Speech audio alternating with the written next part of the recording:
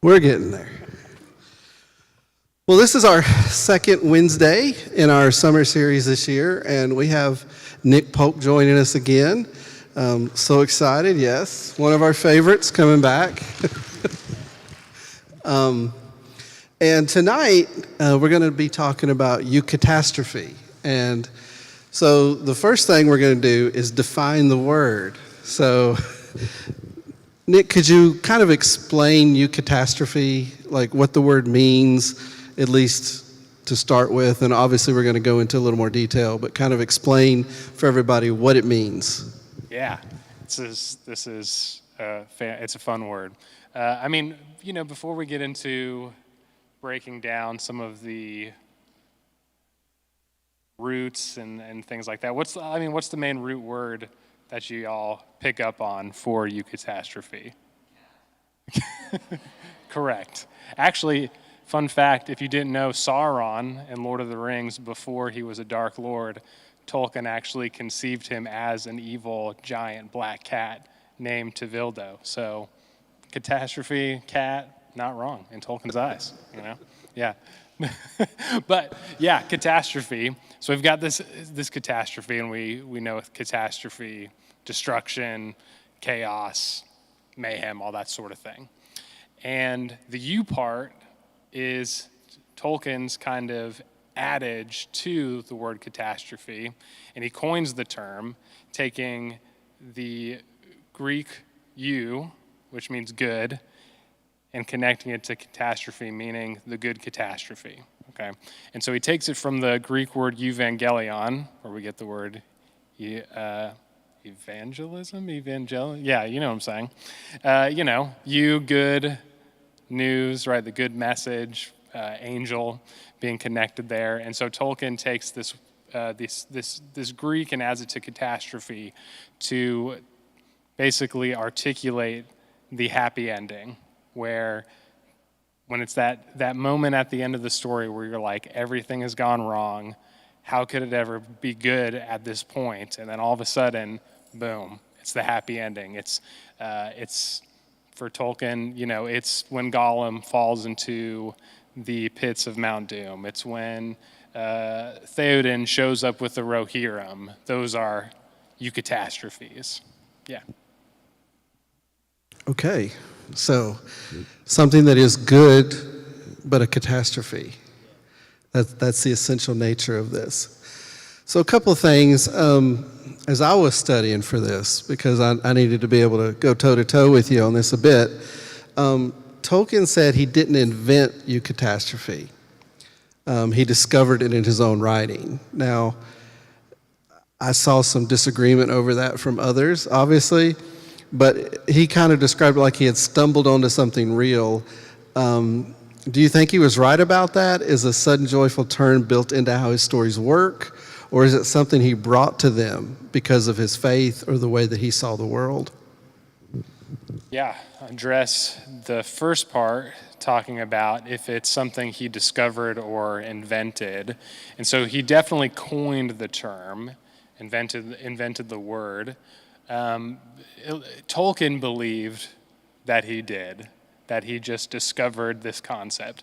And so what Tolkien does in his writing, whether it's fiction, nonfiction, scholarship, he thinks if you're going to be a good writer of any type, you need to be somebody who is open to discovery.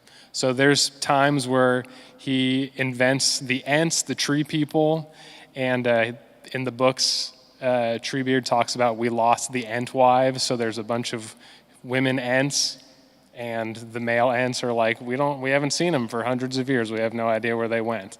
And some fan wrote a letter to him and was like, where are the Ent wives? And he's like, I don't know.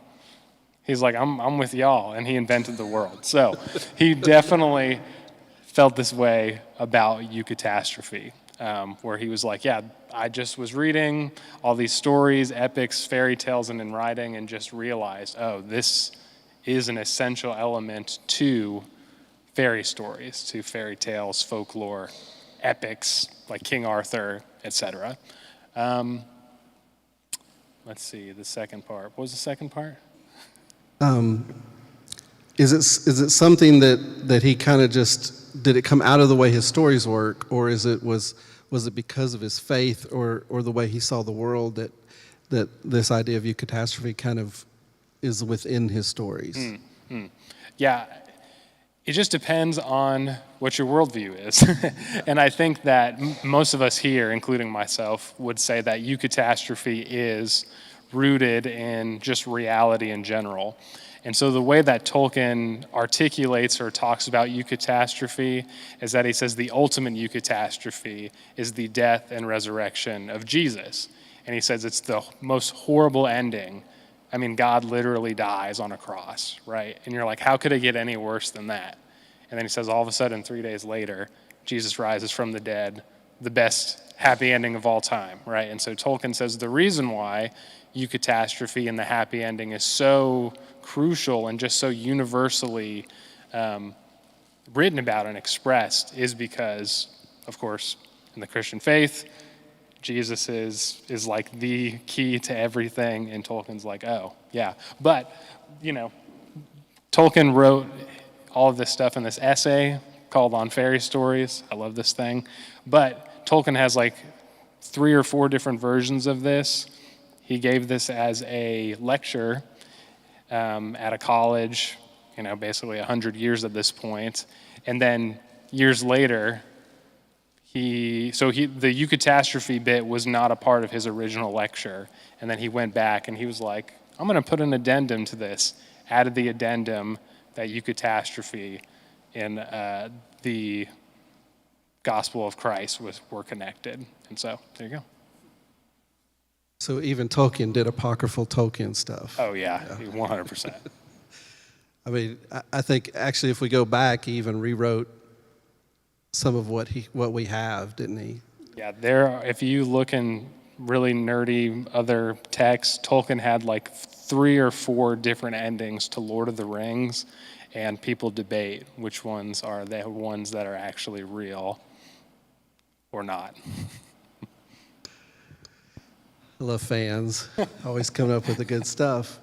And you kind of mentioned the happy ending there for a minute, but it's kind of like that, a sudden joyful turn in a story, like the king returns, the hopeless rescue arrives, the thing you'd given up on actually happens.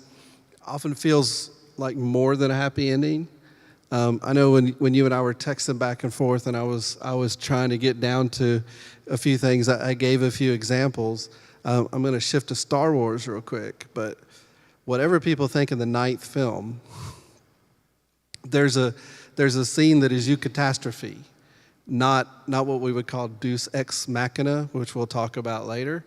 But it's not just something that comes from outside and is inserted in the story to make something good happen, but it's the scene when all seems lost and they say there's too many of this new empire. The ships are just going down left to right, and then you hear Lando Calrissian say, but there's more of us, and then you see all these ships popping in from hyperspace above the planet, and that's eucatastrophe, because they had requested the help. It had been someone, Calrissian had gone out to gather the helpers to come, and even when, in that moment of thinking all is lost, the help appears. So riffing on that, so what is the difference between just a simple happy ending, like the deus ex machina, where we just come up with something, and eucatastrophe? And how can you really tell the difference when you're watching a movie or reading a book? Yeah. A lot of people, I think, with favorite stories and super nerds on the internet, if things are going horrible in any story and then all of a sudden there's a happy ending, we just live in a cynical time where people are like, that's just a deus ex machina, which for those who are unfamiliar, it means God out of the machine.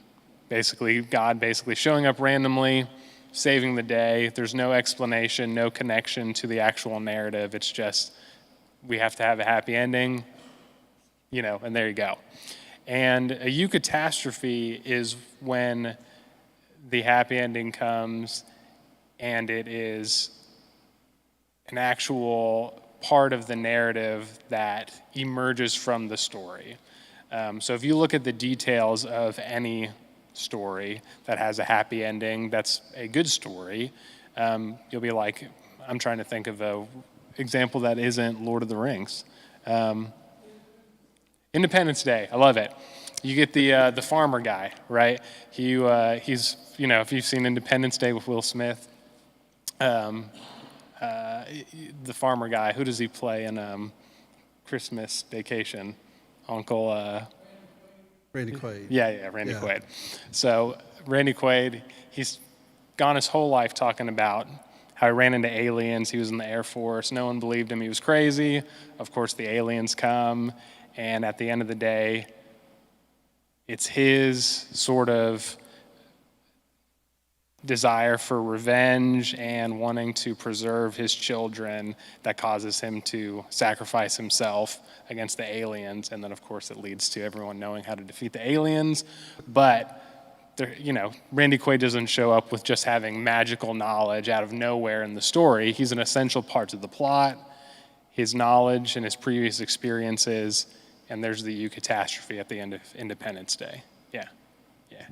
Yeah, I think, and you can often tell when it's bad, a bad story. I think when it just comes out of nowhere and you're like, that's not connected at all.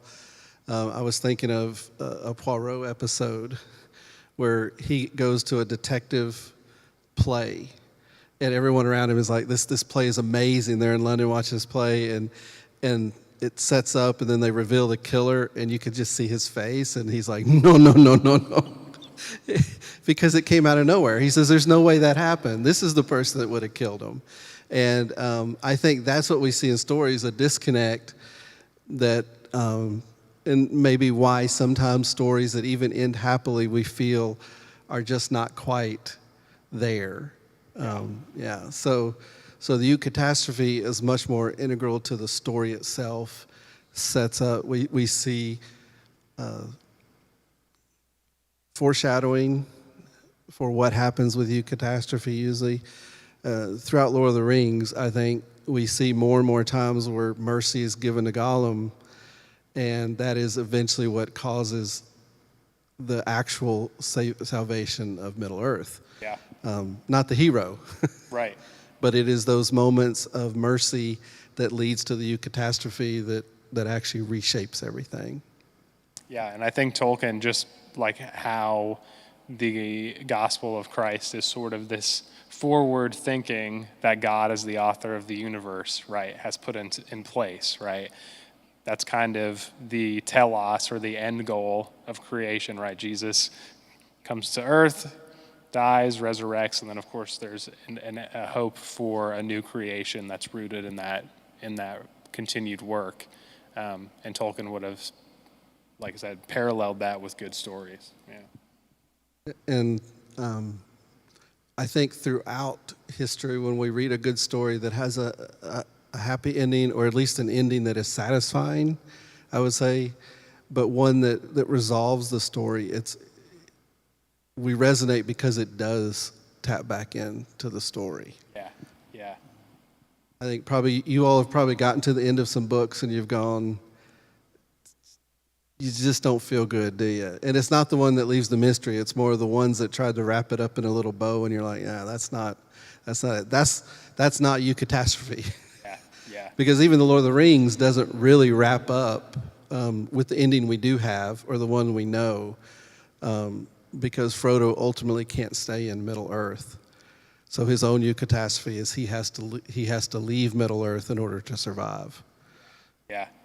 I mean, and it all has to do with limits of perspective and availability of data through artifacts. Tolkien frames Lord of the Rings as the only reason why we know what's going on is because hobbits decided to write it down.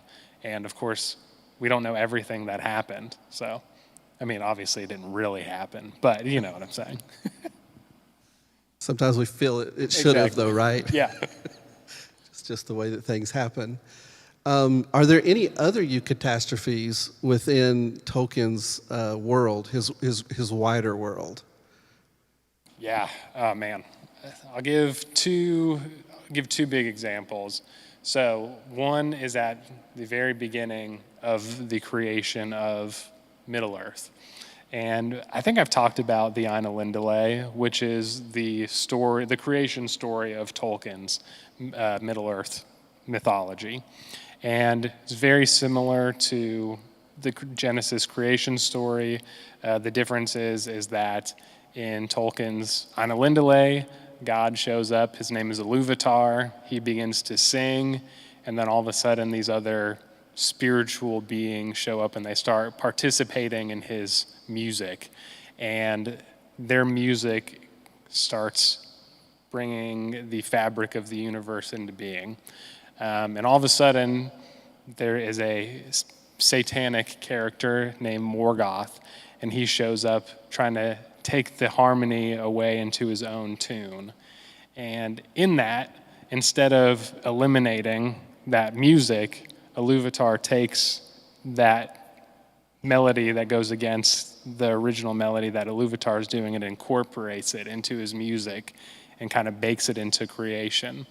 And one of the examples is that Morgoth, once the world shows up, Morgoth hates it because he didn't make it. He starts destroying stuff. And there is like a spiritual lower G god who is like Neptune, who rules the oceans of Middle-earth. And Morgoth takes his powers and freezes it. And our Neptune guy's like, man, he ruined water. And God shows up and he's like, actually, it's snowing over here. Look how gorgeous the snow is. Look how the snow's on the mountains and it melts and contributes to the ecology of the world. It's like, oh, you know, sometimes evil things are not good, but good things can come out of evil things, right? Redeeming those situations. And so Morgoth's presence is a scar on the earth, similar to the fall. Right, there's something there, sort of a scar or a brokenness or a leftover lingering hurt on our world. But through that brokenness comes the salvation of Christ. And similarly, the brokenness that Morgoth brings to Middle-earth, Iluvatar incorporates it into his good. Now, okay, go ahead. No, go ahead. No. You were going to tell us a second. Yeah, the second one. Aragorn and Arwen, you know, like the Romeo and Juliet of Middle-earth, except without the tragedy. Well, no, there's tragedy, but, you know, not like Romeo and Juliet tragedy. Not, you know, teenage, hormonally fueled tragedy. Yeah. But before Aragorn and Arwen, thousands of years before, there was sort of a proto Aragorn and Arwen named Beren and Luthien.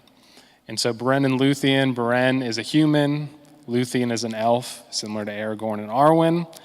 And Luthien is like also part spiritual being, has all these things going for her.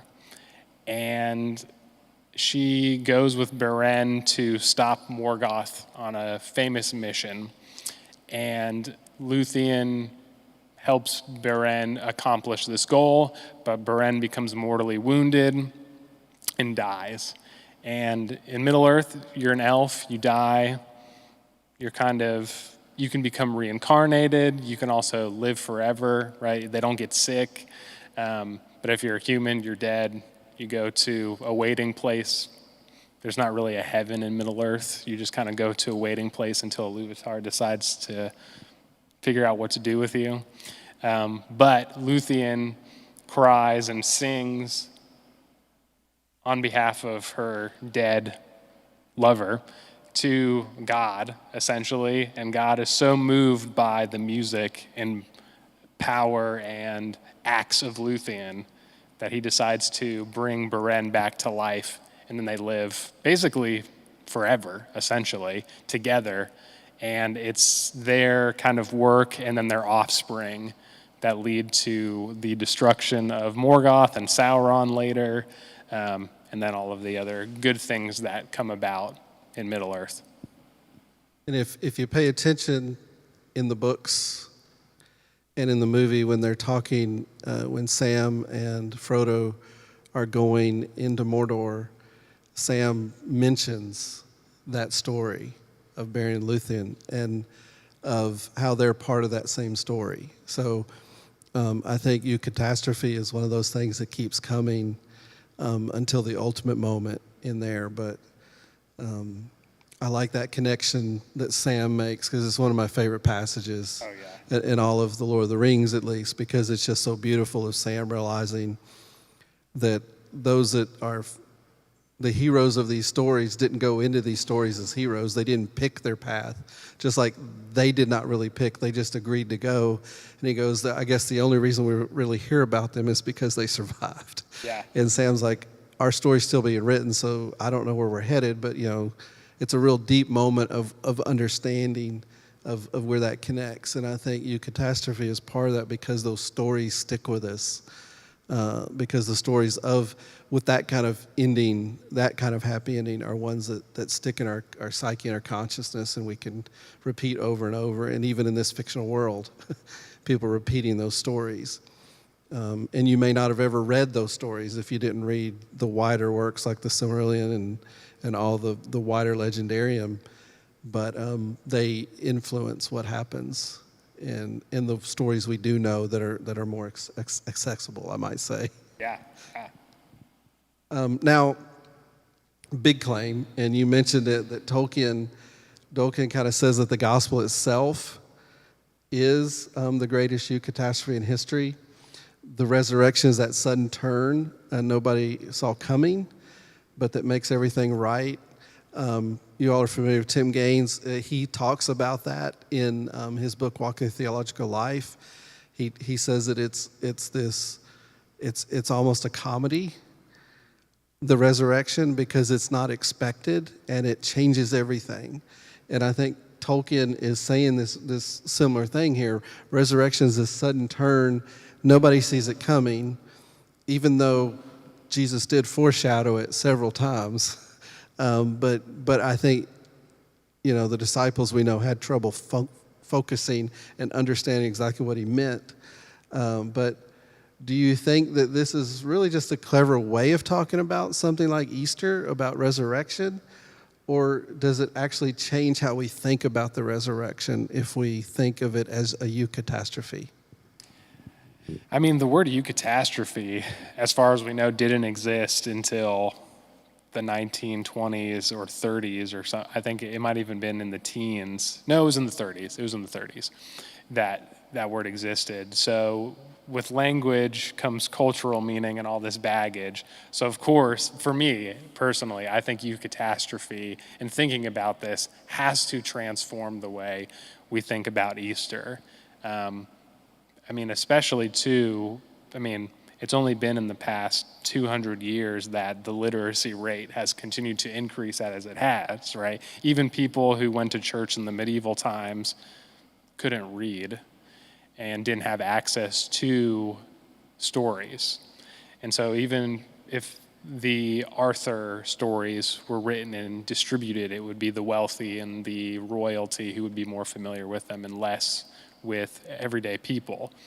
Not the case anymore. And so most people wouldn't have known about connecting the gospel of Christ to something like King Arthur or, Beowulf or even Thor and the Eddas. But Tolkien comes along and says, hey, the gospel is actually the thread that you can see in all of these narratives throughout history. And so I think it is both a way to look at stories in a new way and then also look at Easter in a new way, and seeing how really mutually intermingled all of that stuff is across history and time. And that, like Sam, our story now is in line with the story 2,000 years ago, right? It's weird that 2,000 years ago, Jesus, a Jew in the Middle East with mostly illiterate people, and here we are, 2,000 years in the United States, in this building, talking about Tolkien, Jesus. Yeah, and remembering that we're part of that story. Yeah. So, and I think, and you mentioned it there, that these ideas, now that we have literacy, or we can see movies and all these things we see with these similar themes of this eucatastrophe weaving through. We're able to see things that we may not have seen before. As Wesleyans, prevenient grace, we love that word. Oh, yeah. Because it's very similar, because it is that which helps reveal and which attracts us. But I think you even touched on it. So, like, say, the end of Toy Story 3, or a good heist movie where something good comes up, or anything, those can also be eucatastrophes, right? 100%. Oh, yeah.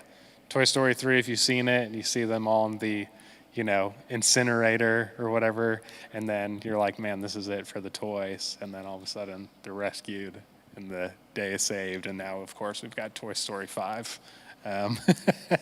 Or 4? No, 5. Yeah, we've got 5. Yeah.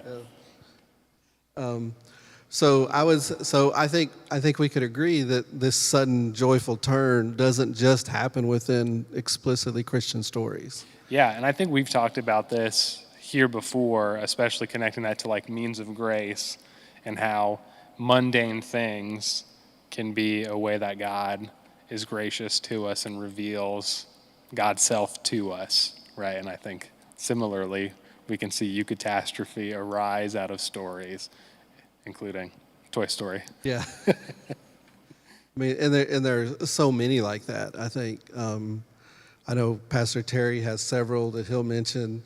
Laura will tell you sometimes she can't go to a movie with him because they'll come out and it's like he has seen something, and he sees the preaching. I'll remember late one night when the last season of Picard was out, and I actually chatted to Tim Gaines because I knew he was watching it, and it was this one where Data and Laura, these two androids, and they were sort of brothers, and they were kind of good and evil, but they come together, and Data's goodness overcomes Laura's badness, and there's just this amazing moment where I said, that preaches sanctification, and Tim said, yeah, that's exactly what that does. And it's those kind of moments like that we share in even pop culture, that because we understand this eucatastrophe, we see it in these stories. Yeah, right? Yeah. I mean, Tolkien calls the Hobbit's journey he calls it the ennoblement of the ignoble, people without nobility becoming noble, and then he puts in parentheses, or sanctification. And so literally Frodo's journey, Tolkien himself says, is a one of sanctification. Yeah. And so, yeah. Like that. So always pay attention. I know that we do that with music and other things here, where we find these themes of God throughout, and just remember that God is creator, and all that is good comes out of that. So there are these themes that go throughout. Now, because I think we can see it a little bit this way when we listen to what eucatastrophe, kind of a fleeting glimpse of joy, is one of the phrases that Tolkien uses. Joy beyond the walls of the world, these kind of ideas. And that sounds kind of really good, but it also, there's almost a sadness or a homesickness. So have you ever had a moment in a story or in real life where joy and longing were so mixed together you couldn't tell them apart? Man, I guess a recent example, which is, it was a documentary that I watched, and of course documentaries are a narrativization of a historical moment. And so I watched a documentary about John Candy, and it's amazing. If you know the actor John Candy, and obviously hilarious, just a wholesome guy. And in his, like, when he dies, there's this like beautiful ceremony that happens, like the whole main way of like the capital of Canada shut down, and like the prime minister had military police escort his limo and stuff. Just weird that John Candy, this dude that we watch, show up in Uncle Buck, movies we watch at Thanksgiving and Christmas, and the whole country of Canada shut down for his funeral. And I mean, Kelly, my wife, was there watching it, and I like ugly cried, you know? And it was like a moment where it was like, this life is so beautiful, but also his death was so tragic. And of course, now people are still enjoying his movies. But, you know, Tolkien talks about the glimpse, the fleeting glimpse of joy that's kind of beyond our world, because in this world there is death, right? There is sadness. And we are promised that eventually those things will not be. And so Tolkien is described by a lot of scholars and researchers as a man with having two natures. One, very cynical and dark, and the other one is very hopeful. Because in his writings, there's times where he's like, everything is horrible, we are in a history of decline, we're screwed, is kind of his idea. But then he'll write these beautiful passages in his letters and, of course, in his stories where it's like the Eucatastrophe, right? There can only be these good things that can arise out of this darkness. That's the only hope we have. And ultimately, he was a person of faith, so I think he held on to that. But there's times where he, just like many of us, he was in the liminal space of doubt. Yeah. And I think that helps give us hope as well, because if someone that could write of such beauty and hope in the ways that we see within his work could feel the other way as well, that it reminds us that we all can feel that, and gives us all a little bit of hope that things aren't quite as dark sometimes as they may feel. And I think, you know, pastors tend to think this way about the church in general these days, because things are cataclysmic in some ways to us. But when we think about things like birth and new birth, you know, Pastor Shauna last week talked about these kind of things with us, but the idea of eucatastrophe can help us inform when we're in the middle of the thing we think is catastrophe, where we might be looking for that hope and looking for the eucatastrophe that comes out of it. Is that something that we can see kind of in some of the foreshadowing even within Lord of the Rings? Oh, I think so. I think so. I mean, it's just, let's see, this eucatastrophe, you know, catastrophe kind of pointing to a sort of destruction or an ending of some sort. And of course, when we think of this, I mean, we can connect it to Revelation, right? And of course, apocalypse literally means revealing. And so at the end of a world, whether it's a fictional one or one in our history, right? The Roman Empire does not exist anymore, right? So whenever the Roman Empire, their world ended, it revealed something about the world, and of course, a story kind of continued. And so in Lord of the Rings, there are multiple eucatastrophes. There is the end of King Theoden. He dies trying to save Gondor. Then it gives a new era to Rohan under the rule of Éomer and Éowyn. You know, Frodo, I mean, also the story, right? The epic story of Lord of the Rings, right? Couldn't have happened without all this tragedy. And so there is a sort of sadness that you see when the journey's over. But at the end of the day, we know that the story isn't over, right? Sam acknowledges his point in the story. And at the end of Lord of the Rings, Sam goes back after he leaves Frodo, and Frodo goes away and goes to the Undying Lands, to paradise. Sam shows up, and he's got his wife and his kids, and the last words to Lord of the Rings are, "Well, I'm back." And it's this idea of like, Sam's back, and his kids, the story continues, right? Yeah, and that's part of the hope. Yeah, that things go on. Yeah. Even after the eucatastrophe, especially after the catastrophe. Yeah, especially, I love that. There's in the history of Middle Earth, there's a eucatastrophe, sort of, where the whole world is changed. Yeah. Could you tell us a little bit about that story, where the world goes from flat to a sphere? Yeah, Tolkien wrestled with this, but in the original there's three ages in Tolkien's mythology. There's the first, the second, and third age. In the first age, for some reason, the world is flat. Okay, and Tolkien tried to kind of get meta with that, and he was like, "Hey, back in the day, people thought the world was flat." And as he did more research, he was like, "No, ancient people did not think the world was flat, actually." So he tried to fix it, and in the first age, Morgoth basically takes over and is just destroying everything. And it gets so bad that eventually one of the children of Beren and Luthien has to go to appeal to Iluvatar and say, "Hey, you've got all these like spiritual beings and powers, and Morgoth is just destroying everything you're doing. We're not supposed to like be here, and like we're kind of mundane, profane beings, and we're not supposed to profane the sacred, but like we're hurting here." And they're like, for some reason, Iluvatar's like, "Yeah, normal people shouldn't be doing this, but I like your gusto. We'll take out Morgoth." So they go take out Morgoth, and in the battle, it just completely destroys parts of the earth at this point, a flat earth. And then Iluvatar reshapes it into the spherical earth.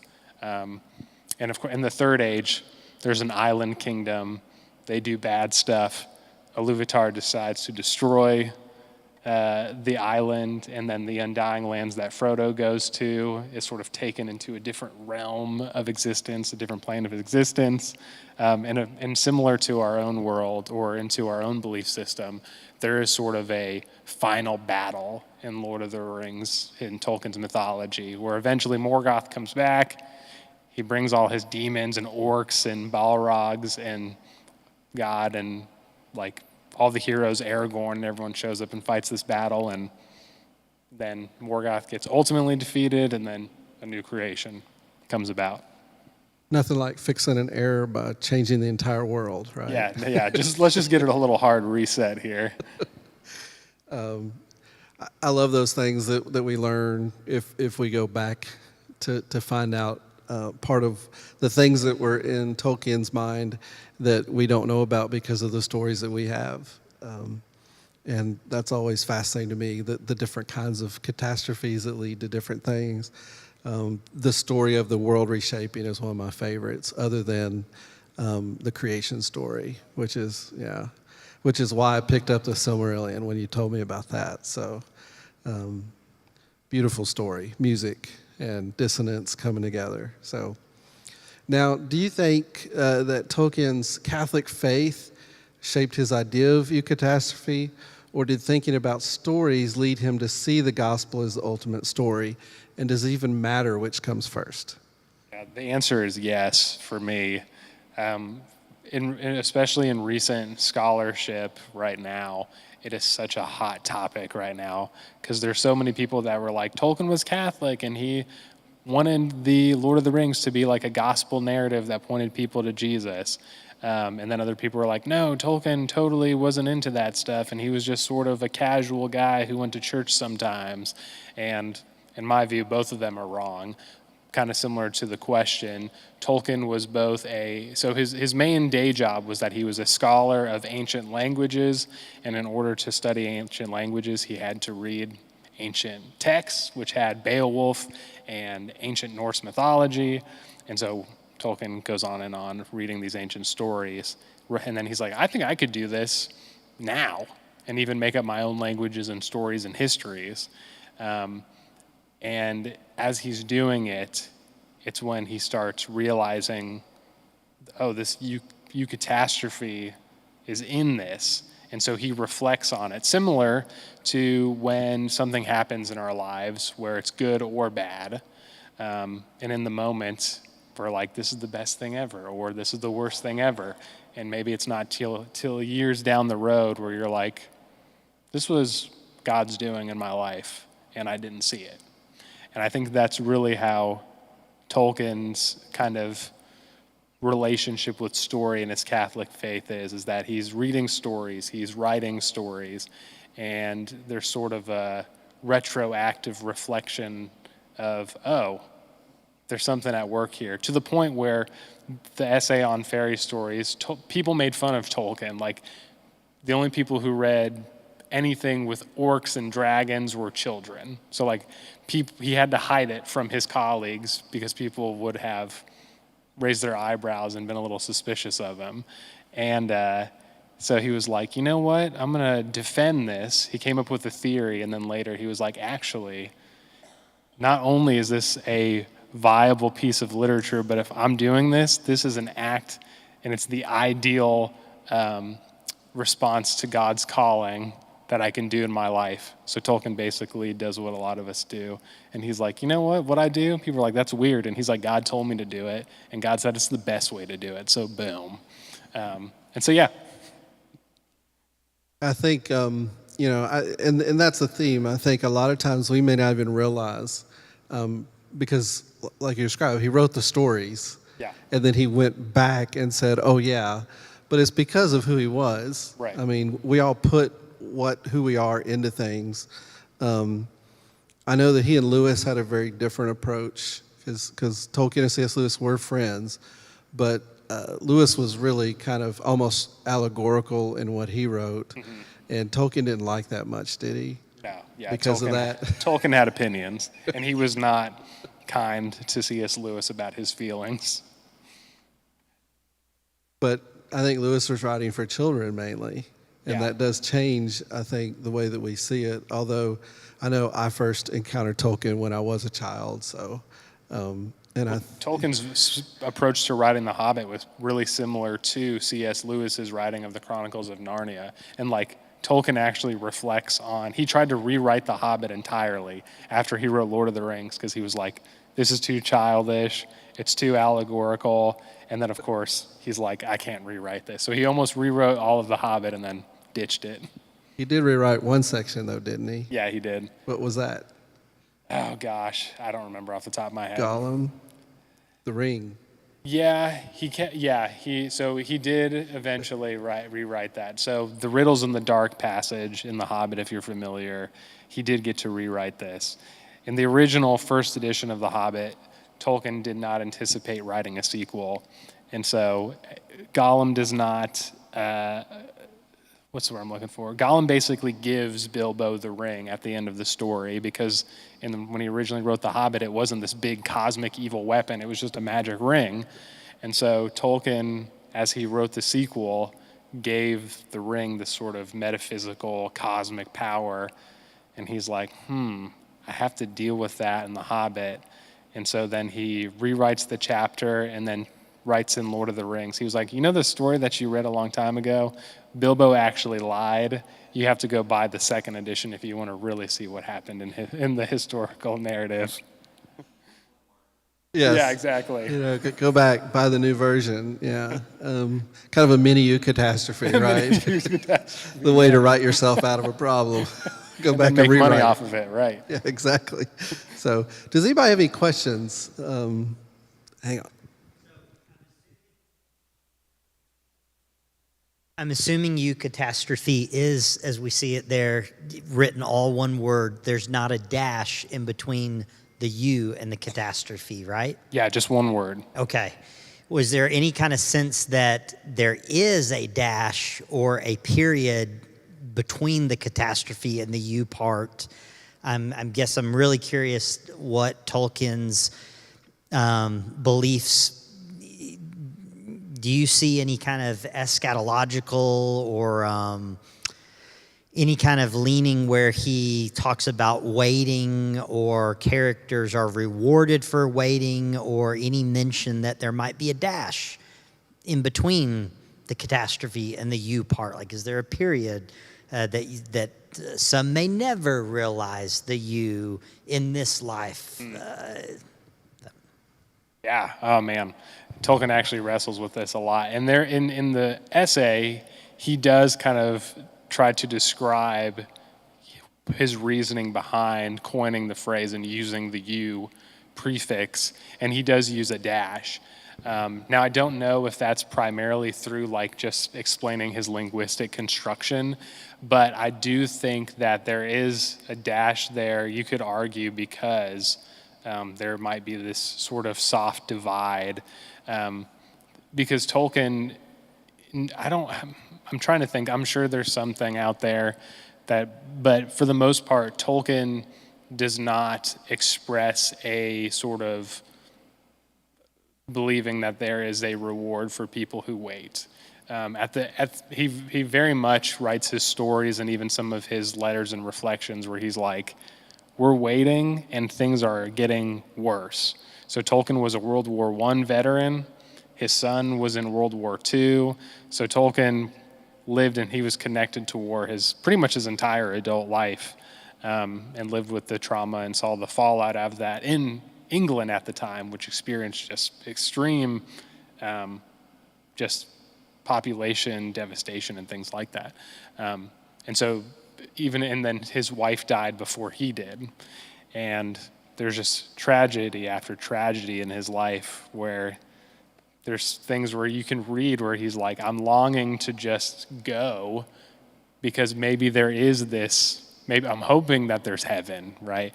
Frodo goes to the Undying Lands. I hope that Frodo, because we don't know in the books, we don't know if Frodo goes to the Undying Lands. We're pretty sure, but we don't know. And that's kind of Tolkien's. He's like, I'm pretty sure there's a paradise, but right now it really does not feel like it. So I think you're right, that dash, there's something there. So as we're thinking about this, and it immediately makes me think of the verse that can be translated two different ways. Now I'm gonna mess it up. I'm gonna do it the wrong way around. In all things, God works for the good, as opposed to all things work together. That the idea that, and I think the first translation is actually more accurate, but we've been heard so long, all things work together, as though all of these things are things that were meant to happen, as opposed to, no, sometimes things happen that God never intends to happen, but that doesn't mean he's not at work in those things to bring out the good. And so we wrestle with like this predestination kind of idea, or that God is orchestrating everything. So how would Eucatastrophe fit within those two different visions? Yeah, similarly, especially we like to talk about Wesleyans and Calvinists and kind of that ongoing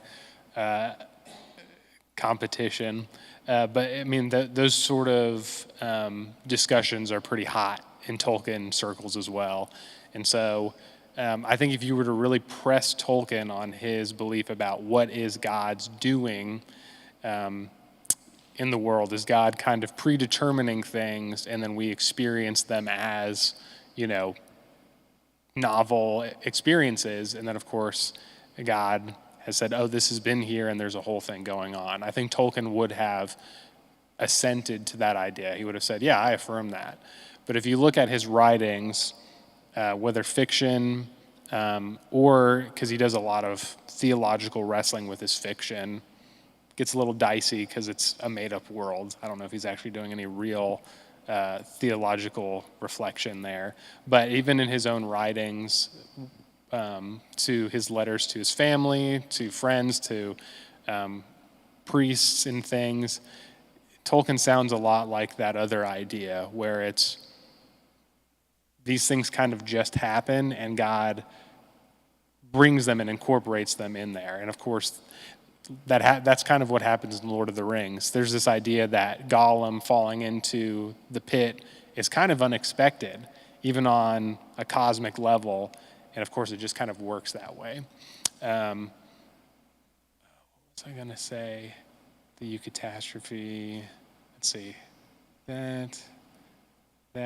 Oh, and I mean, last year I talked about how on fairy stories, Tolkien talks about, though, when we create things, we are contributing to the divine life. And this is where this other things kind of get weird and kind of paradoxical for Tolkien, to the point where he says, he kept working with Lord of the Rings and the mythology forever, and he never finished it. And he was like, I hope that when I die, God will take my story and perfect it. and then I can go and keep working on it, right? And so it's this idea that like Lord of the Rings didn't exist until Tolkien created it. And to a certain extent, what he says is that not only is it a new thing here, but it could even be a new addition to the divine life and experience. And so it's this sort of idea of like both of those things exist in tension, and then even a third thing, you know. And now for something completely different. So online, and one of the main tropes of people reading Lord of the Rings these days is, why couldn't the Eagles just take the ring to Mordor? And number one, I think they're wrong. I think the question is wrong on its face. Yeah, we could be here for another 15 minutes But- with me explaining why that's wrong. But I would say that something like that would not be a Eucatastrophe. Correct. Deus Deus Ex yeah. Machina, for sure. Yeah, exactly. And even in the book, when they talk about Tom Bombadil, who, if you've seen the movies, you don't know Tom Bombadil, and I'm very sorry because he's the best. He's awesome. Most powerful being in all of Middle Earth, but he doesn't hold on to that power. So, real fascinating character. But, you know, even they discuss the fact that while the ring wouldn't affect Bombadil, he would lose it Right. because he didn't care about it. So that would lead to a catastrophe, most likely, because the ring always seems to find its way to someone that would misuse it or try to use it for good and turn evil. So I guess my question there is, Tolkien knew those things, so he discusses it kind of metally with meta with Tom Bombadil, but even those that bring up the eagle thing, I think they just missed the whole point. And Eucatastrophe requires the journey. Yeah. I mean, people talk about one of the reasons why Tolkien, The Lord of the Rings, is just so long-standing and just seems to have this sort of ever-long lifespan at this point. We'll see what happens in 100 years. But part of that reason is that Tolkien's story is one of the few stories that has a hero not going to acquire a item of power, right? You think of Arthur getting Excalibur. I'm trying to think. There's all kinds of magical items from folk tales and even modern stories. But Tolkien's is destroying an object of power, which is just not really a thing in stories. And similarly to the Eagles, if they were just going to go to Mordor and make it easy like that, it would be basically fighting fire with fire, right? Which would end up leading to more conflict and probably not the ending we get, the good ending. And so Tolkien's kind of wrestling with that reality in his works, kind of as reflecting later on, answering questions, talking to people, is that he was really, really concerned about the eagerness of people to grab power, right? The ring. Saruman wants to use the ring, he loses and he dies, right? Sauron makes the ring, steals it, uses it, and it brings about his own destruction. And so that's kind of part of Tolkien's hope, is that power, while obviously the hobbits and Gondor and Aragorn had to use power to fight evil, but when you get something so powerful like the ring, you can make a parallel to like nuclear weapons or something, right? It's something so destructive that there's no good outcome that could come about having these things, right? That would not lead to the death of yourself and others. And so I think part of the Eucatastrophe is this idea that at some points, there are people who let go of power, right? And connecting that to Christ, where God himself is the epitome of power and then dies on a cross, right? And sort of the ring is all powerful, it's thrown into the fire. And that's the only way that goodness and new life is even possible. That's good. So I'm gonna ask a question, but this is rhetorical. I want everyone to think about this, especially as we leave here in a few minutes. I'm going to ask Nick to close us in prayer, but I want you all to think, if Eucatastrophe is real, this thing that we've talked about, if the shape of story really does echo the shape of the gospel, so if we truly believe ourselves to be part of this grand story, what does that mean for how we tell our own stories? So how does that shape what we do, and can we look back in our lives and see places where an unexpected turn made things right, or at least made things better than they were before?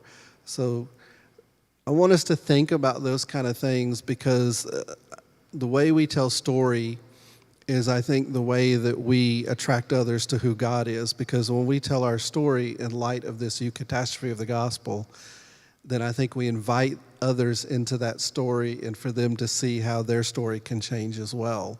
So just take that with you as you leave. Like, how can you telling your story impact things because of eucatastrophe? And thank you so much, Nick, for coming back Thanks this for having year. me. Thanks for having me back, everyone. This is like the most fun. This is the most fun. We love having you here. Everybody enjoys this. Could you close us in prayer tonight, please? Yeah, sure. All right. Dear God, I just thank you for my friends here at Hendersonville NAS, and just I thank you for Brandon here in the summer series, and just getting us together to have these conversations in a way that draws us closer to you and each other, and closer to a world that you desire for us to exist and to arrive at. And I thank you for being a God of stories, and a God who does desire the happy ending and wants us to reach that happy ending and desires our well-being. And I just pray that as we go out through the day, through our lives, that even in the rough times, that we trust in your desire for that happy ending, and for the promise that you make to bring things all to your good. And I just thank you again for your gift, and thank you for Hendersonville NAS, and we love you and pray this in your name. Amen. Next week, we're either going to have a virtual guest, or we're going to have something very different. So we'll see what happens. I've got some unconfirmed guests out there. But in 2 weeks, Dr. Steve Hoskins is coming back to talk more about history. I know we all had a good time with him last year, and his journey of old Nazarenes, and some of the fascinating stuff he brought with him, some of the images and stuff. So looking forward to that. And then we've got several things coming up in August, waiting on some confirmations. Caleb Haynes is coming near the end of August, and he's written a new book called The Earthbound Christian. So you'll remember him from the last couple of years as well, where he talks about creation care. So thank you so much for coming. And if you're watching online and you're a Nazarene pastor, remember you get lifelong learning credit, so look for that code.